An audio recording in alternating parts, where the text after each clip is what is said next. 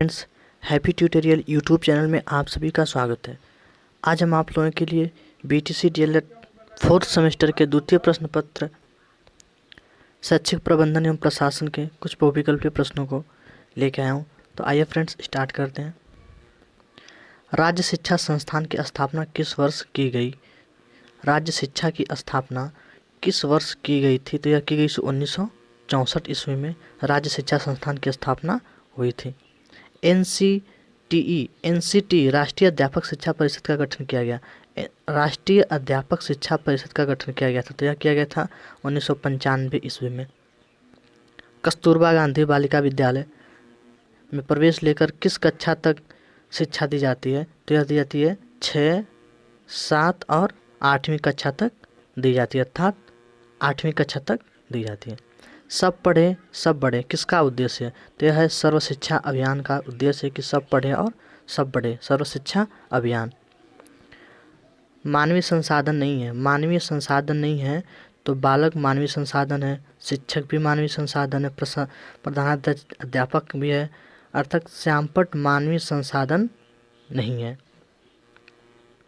नगर शिक्षा संसाधन केंद्र जो कि नगर क्षेत्र के लिए है का संक्षेप रूप है, तो संक्षेप रूप है यूआरसी संक्षेप रूप है। न्यूपा का मुख्यालय है, न्यूपा का मुख्यालय है, तो न्यूपा का मुख्यालय कहाँ है दोस्तों? राजस्थान में है। निःशुल्क एवं अनिवार्य शिक्षा का अधिकार अधिनियम कब पारित हुआ था? तो यह पारित हुआ 2009 में।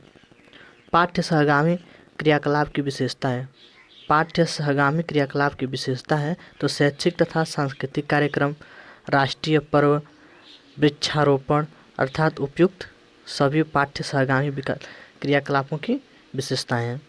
शिक्षक दिवस कब मनाया जाता है दोस्तों? शिक्षक दिवस कब मनाया जाता है? तो यह मनाया जाता है 5 सितंबर को, टीचर्स डे। सामान्य अभिलेख है, तो सामान्य अभिलेख है, लॉग बुक भी सामान्य अभिलेख के अंतर्गत आता है, पीटीए भी, एमटीए भी। PTA parent teacher association, ATA mother teacher association और लॉग बुक ये सभी आते हैं। अध्यापकों से संबंधित अभिलेख है तो उपस्थिति पंजिका भी है, अवकाश पंजिका है, अध्यापक डायरी अर्थात उपयुक्त सभी अध्यापकों से संबंधित अभिलेख हैं। लॉग बुक है, लॉग बुक क्या है? तो लॉग बुक विद्यालय की डायरी होती है। लोच का सिद्धांत संबंधित है, लोच का सिद्धांत संबंधित है, तो लोच का सिद्धांत समय सारणी से संबंधित है, समय सारणी से संबंधित है। न्याय का सिद्धांत संबंधित है, तो यह भी समय और सारणी से ही संबंधित है। अगला है डायट मेंटर है, तो डायट संकाय का सदस्य ही डायट मेंटर कहलाता है। मानवीय प्रबंधक के कितने घटक होते हैं? मानवीय प्रबंधन के कितने घटक होते हैं? तो 3 घटक होते हैं मानवीय प्रबंधन के। मानवीय प्रबंधन के घटक हैं तो कौन कौन घटक 3 हैं? शिक्षक है, बच्चे हैं और समुदाय मानवीय प्रबंधन के घटक के अंतर्गत आते हैं। ग्राम शिक्षा समिति का सदस्य सचिव होता है, ग्राम शिक्षा समिति का सदस्य सचिव होता है, तो यह होता है प्रधानाध्यापक। ग्राम शिक्षा समिति का अध्यक्ष होता है, ग्राम शिक्षा समिति का अध्यक्ष कौन होता है? तो यह होता है ग्राम प्रधान ही ग्राम शिक्षा समिति का अध्यक्ष होता है। अगला है विद्यालय प्रबंधन के अंतर्गत कितने संसाधनों का समन्वय है? तो 3 प्रबंधन के संसाधनों का समन्वय है। टीएलएम हेतु कितनी धनराशि प्राप्त वर्ष देय है? तो 500 रुपये प्रतिवर्ष देय है टीएलएम हेतु। Teaching learning material TLM teaching learning material 500 रुपया धनराशि प्रतिवर्ष देय है। पीटीए का उपाध्यक्ष होता है, तो विद्यालय का प्रधानाध्यापक। पीटीए पेरेंट टीचर एसोसिएशन विद्यालय का प्रधानाध्यापक उसका उपाध्यक्ष होता है। बीआरसी ब्लॉक संसाधन केंद्र सामान्य द्वारा सत्र के प्रत्येक विद्यालय का कितनी बार निरीक्षण आवश्यक होता है? तो 2 बार होता है। कितनी बार? 2 बार आवश्यक होता है। विद्यालय श्रेणीकरण बिंदु के अंतर्गत छात्रों के नामांकन एवं उपस्थिति प्रतिशत के लिए कितना अंक दिया गया है? तो 15 अंक दिया गया है। समय सारणी के प्रकार हैं। समय सारणी के प्रकार हैं सामान्य समय सारणी, खेलों की समय सारणी, विषय अध्यापक की समय सारणी, अर्थात उपयुक्त सभी समय सारणी के प्रकार हैं। सामान्य बच्चे तथा विकलांग बच्चे एक साथ विद्यालय में शिक्षा प्राप्त करते हैं, किसके अंतर्गत आते हैं? तो यह समेकित शिक्षा के अंतर्गत आते हैं। ग्राम शिक्षा समिति के कितने अभिभावक होते हैं? तो 3 होते हैं। ग्राम शिक्षा समिति के कुल कितने सदस्य होते हैं? तो ग्राम शिक्षा समिति में कुल 5 सदस्य होते हैं।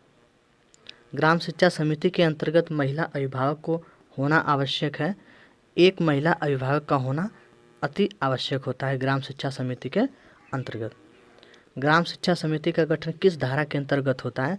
तो धारा 12 के अंतर्गत ग्राम शिक्षा समिति का गठन किया जाता है। वर्तमान शिक्षा प्रणाली है तो वर्तमान शिक्षा प्रणाली बाल केंद्रित शिक्षा है। कक्षा 1 में कुल निर्धारित पाठ्य पुस्तकें हैं, तो 1 में कुल निर्धारित पाठ्य पुस्तक केवल 1 ही है। प्रदेश में संस्कृत विषय का पाठन किस कक्षा से प्रारंभ किया जाता है? तो यह किया जाता है कक्षा 3 से संस्कृत भाषा का पठन पाठन प्रारंभ किया जाता है। समय सारणी दर्शाती है, तो समय सारणी क्या क्या दर्शाती है? सभी क्रियाकलापों को दर्शाती है। पाठ्य सहगामी क्रियाकलापों के संचालन का दायित्व सौंपना चाहिए किसको? पाठ्य सहगामी क्रियाओं का संचालन का दायित्व किसको सौंपना चाहिए? तो शिक्षक को सौंपना चाहिए। प्रत्येक जनपद में कार्यरत जिला समन्वय अधीन होता है, तो किसके अधीन होता है? जिला बेसिक शिक्षा अधिकारी के अधीन होता है। जिला बेसिक शिक्षा अधिकारी के अधीन होता है। राज्य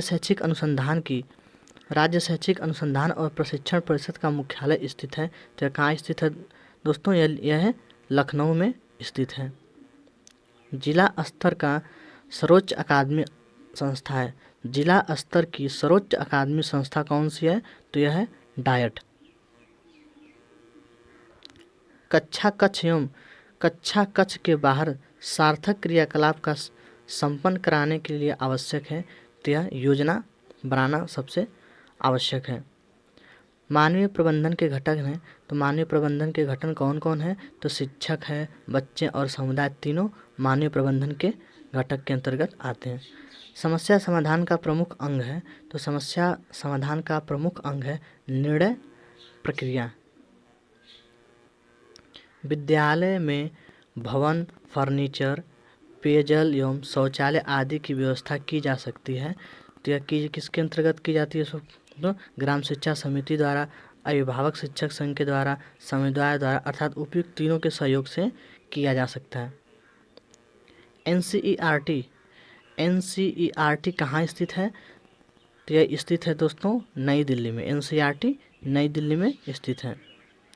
ग्राम शिक्षा समिति के गठन के लिए आवश्यक है। ग्राम शिक्षा समिति के गठन के लिए आवश्यक है, तो एक महिला का होना अति आवश्यक है। एक महिला का होना अति आवश्यक है।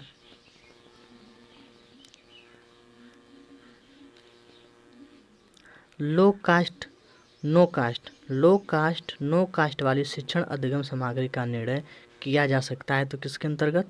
स्थानीय परिवेश में उपलब्ध वस्तुओं के अंतर्गत किया जा सकता है। प्राथमिक कक्षाओं के बच्चों को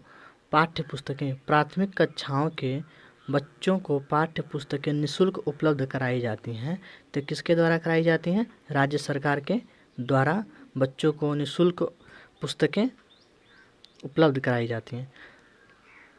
लर्निंग कार्नर द्वारा बच्चों में गुण विकसित होते हैं। स्वयं द्वारा यह अवलोकन करने का, निरीक्षण करने का, निष्कर्ष निकालने का, अर्थात उपयुक्त सभी से गुण विकसित होते हैं। परिषदीय प्राथमिक विद्यालयों की कक्षा 2 में निर्धारित कुल पाठ्य पुस्तक की संख्या है, तो कुल कक्षा 2 में निर्धारित पाठ्य पुस्तकों की संख्या 4 है। से विद्यालय में कुल कितने प्रकार के समय सारणी बनाई जाती हैं? तो एक प्रकार की सामान्य सारणी बनाई जाती है। ये थे दोस्तों आज के कुछ बहुविकल्पीय प्रश्न। आप लोगों से मेरा विनम्र निवेदन है कि आप लोगों ने अभी तक मेरा यूट्यूब चैनल सब्सक्राइब नहीं किया तो सब्सक्राइब कर लें और बेल आइकन को दबा लें, जिससे कि मैं कोई भी अपडेट डालूं तो सबसे पहले नोटिफिकेशन आपको मिले। धन्यवाद।